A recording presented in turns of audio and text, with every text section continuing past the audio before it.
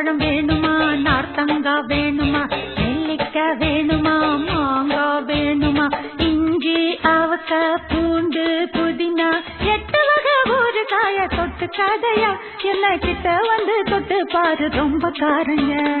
ஊத்திக்க மாமா ஒரு ரவுண்ட்